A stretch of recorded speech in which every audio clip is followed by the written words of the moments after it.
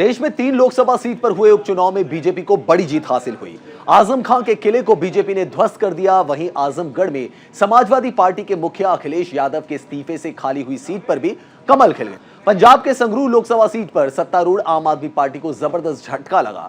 शिरोमणि अकाली दल अमृतसर के उम्मीदवार ने सीएम भगवंत मान के गढ़ में सेंध लगा दी।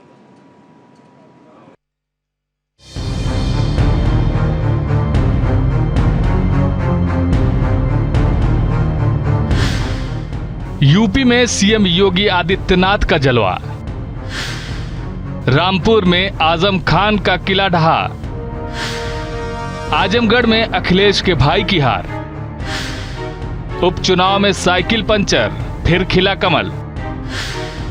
पंजाब में आपको पटखनी, नहीं चला मान का जादू। रामपुर में बीजेपी का परचम। लोकसभा की 3 और विधानसभा की 7 सीटों पर उपचुनाव के नतीजे आ गए हैं।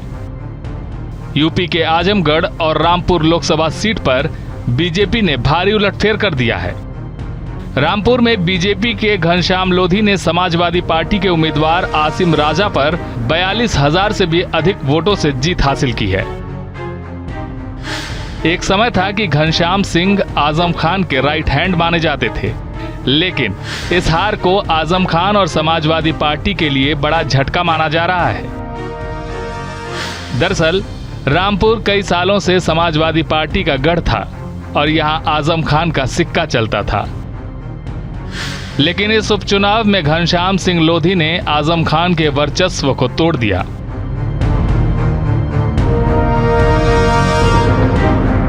नहीं, जीत के बाद ये धन्यवाद देना चाहूँगा हमारे जो यहाँ के कार्यकर्ता हैं और हमारे जो नेता हैं और जो हमारी आम जनता है, उसे बहुत बहुत धन्यवाद देना चाहता हूँ। एक छोटे से आदमी को अपनी सेवा के लिए चुना उन्होंने।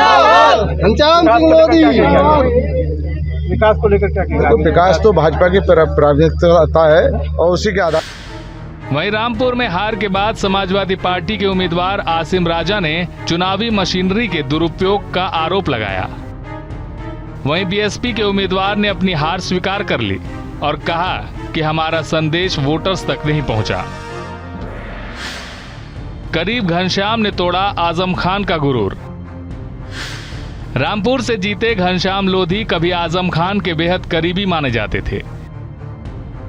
इसकी वानगी 2016 में देखने को मिली, जब घनश्याम सिंह लोधी को स्थानीय निकाय से विधान परिषद भेजने के लिए आजम खान ने पूरी ताकत लगा दी।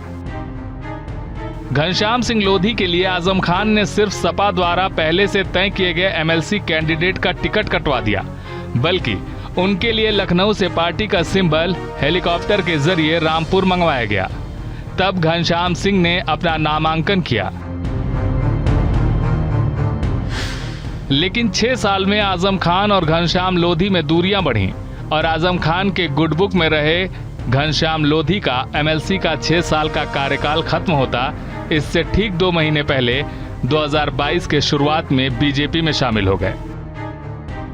इसे ना आप चुनाव कह सकते हैं, ना चुनावी नतीजे कह सकते हैं।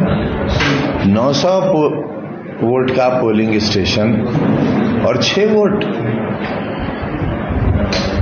बस्ती है मुसलमानों की। 500 का पोलिंग मोहल्ला है मुसलमानों का, 1 वोट। अब आप बिल्कुल नादान बन जाओ, मासूम बन जाओ, कुछ आपको नजर ही नहीं आए, कुछ आपको दिखे ही नहीं, कुछ आप कहना ही नहीं चाहो, बताने ही नहीं चाहो, सिर्फ सरकार की ढपली बजाओ, सिर्फ उनके पैसों पर मौज मस्ती करो, तो क्या बताएं आपको? भाई आपको क्या बताएं? आप हमें बताओगे या हम आपको बताएं? भाई लोकतंत्र का स्तंभ आप हो या हमारे कमजोर लोग?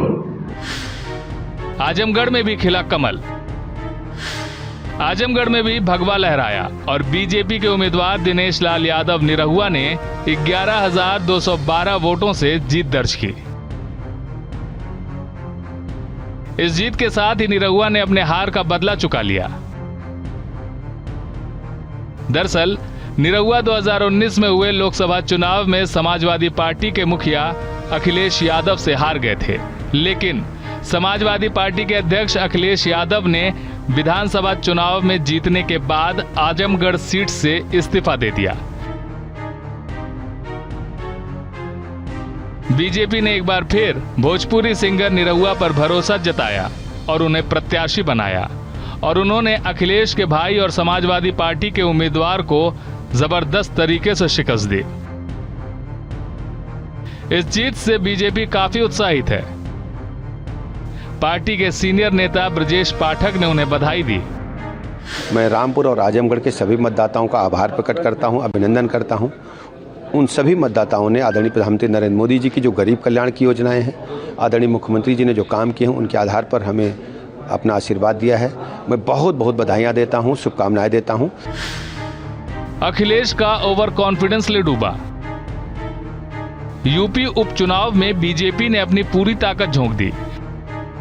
सीएम योगी आदित्यनाथ ने 2 सीटों पर खुद प्रचार किया।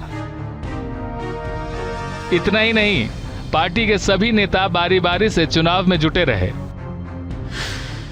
वहीं समाजवादी पार्टी ओवर कॉन्फिडेंस में दिखी। पार्टी अध्यक्ष अखिलेश यादव ने आजमगढ़ और रामपुर में चुनावी सभा तक नहीं किया। नतीजतन पार्टी को दोनों जगहों पर मुंह की खानी पड़ी। 2019 में जीती दोनों सीटें समाजवादी पार्टी के हाथ से निकल गई और धर्मेंद्र यादव हार गए। जितने भी समाजवादी पार्टी के हमारे साथी रहे, हमारे सहयोगी दलों के आदरणीय ओम प्रकाश राजभर जी से तमाम सहयोगी दल के सब साथियों का जो इस चुनाव अभियान में शामिल हुए, किसी रूप में, कुछ लोग प्रत्यक्ष तौर पर आए, किसी ने अप्रत्यक्ष मदद की, सब साथियों को अपनी ओर से और पार्टी की ओर से आभार व्यक्त करता हूँ, धन्यवाद देता हूँ। और मैं आजमगढ़ के लोगों का बहुत धन्यवाद देता हूँ। मात्र हमने 12-14 दिन का चुनाव लड़ा और ऐतिहासिक समर्थन हासिल किया आजमगढ़ के लोगों। उपचुनाव में चला सीएम योगी का सिक्का। उपचुनाव की घोषणा होते ही बीजेपी ने यूपी में अपना पूरा प्रचार तंत्र एक्टिव कर दिया। सीएम योगी के अलावा यूपी सरकार के कई मंत्रियों को प्रचार की जिम्मेदारी सौंपी गई। दूसरी तरफ केंद्र ने भी रक्षा मंत्री राजनाथ सिंह को प्रचार का जिम्मा सौंपा। इसका नतीजा भी आज देखने को मिला। इस जीत पर यूपी बीजेपी अध्यक्ष और सीएम योगी ने पार्टी के दोनों उम्मीदवारों को बधाई दिया और कहा कि डबल इंजन की सरकार अगले लोकसभा चुनाव में भी यूपी में सभी सीटों पर कब्जा करेगी। संगरूर में आपकी हार, मान को झटका।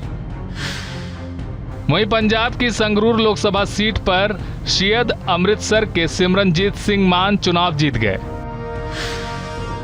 उन्हें 2,52,898 वोट मिले। उन्होंने 5,822 मतों से आम आदमी पार्टी के उम्मीदवार सरपंच गुरमेल सिंह को हराया। गुरमेल को 2,46,828 मत मिले। तीसरे नंबर पर कांग्रेस के दलवीर गोल्डी हैं, जिन्हें 79,526 वोट मिले हैं। वहीं चौथे नंबर पर भाजपा के केवल ढिल्लो रहे, उन्हें 66,171 वोट मिले। सिमरनजीत मान की जीत से संगरूर में पंजाब के सीएम भगवंत मान का किला ढह गया। वह लगातार 2 बार यहां से लोकसभा के सांसद चुने गए थे, हालांकि अब इस सीट को नहीं बचा सके। इस हार से लोकसभा में आम आदमी पार्टी का अब कोई सांसद नहीं बचा। 31 साल में सबसे कम वोटिंग, आपको नुकसान। संगरूर सीट पर 31 साल बाद सबसे कम 45.50% मतदान हुआ। इससे पहले 1991 में 10.9% वोटिंग हुई थी। इसको लेकर नेताओं की चिंताएं बढ़ी हुई हैं, खासकर जब भगवंत मान लगातार 2 बार यहां से चुनाव जीते। तो 2014 में 77.21% और 2019 में 72.40% वोटिंग हुई थी। इस बार कम मतदान होने से साफ हो गया था कि सरकार चला रही आम आदमी पार्टी को इसका नुकसान हो सकता है, और हुआ भी ऐसा ही। Bureau report, news India.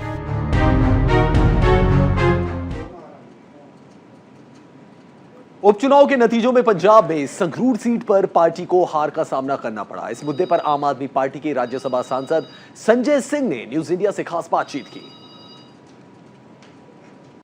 आदमी पार्टी ने आज राजेंद्र नगर विधानसभा में जीत की हैट्रिक लगाई है। बातचीत के लिए राज्यसभा सांसद संजय सिंह जी। सर, आज आपने जीत की हैट्रिक लगा दी है, लेकिन चुनौतियां भी साथ के साथ बढ़ गई। 57% वोट शेयर मिला है। ये कोई मामूली जीत नहीं है, ये अरविंद केजरीवाल जी के कार्यक्रमों की, नीतियों की जीत है। एक बड़ी जीत हुई है और हम राजेंद्र नगर की जनता को, दिल्ली की जनता को, अपने एक एक कार्यकर्ता को बधाई देना चाहते हैं। अरविंद केजरीवाल जी ने जिस तरह से दिल्ली को सजाया है, संवारा है, दिल्ली की देखभाल की है, उसका नतीजा है ये जो रिजल्ट आया है। दुर्गेश पाठक को बहुत बहुत बधाई। जो नारे लग रहे हैं कि जय श्री राम हो गया काम, उस पर क्या कहेंगे? भगवान भी उन्हीं का साथ देता है जो लोगों के लिए काम करते हैं। अच्छा, आखिरी सवाल, संगरूर में आखिर पार्टी से क्या कमी रही? देखिए, संगरूर में मैं यही कह सकता हूं कि 3 महीने में बेहतरीन काम किया है भगवंत मान जी ने, लेकिन कई बार भावनात्मक आधार पर वोटिंग होती है, उसकी समीक्षा हम लोग करेंगे। जहां तक राजनीतिक दलों का प्रश्न है तो वो तो बीजेपी हो, कांग्रेस हो, अकाली दल हो, सबकी जमानत जब्त हुई है। वो कैमरा पर्सन मनीष के साथ नमित त्यागी, न्यूज़।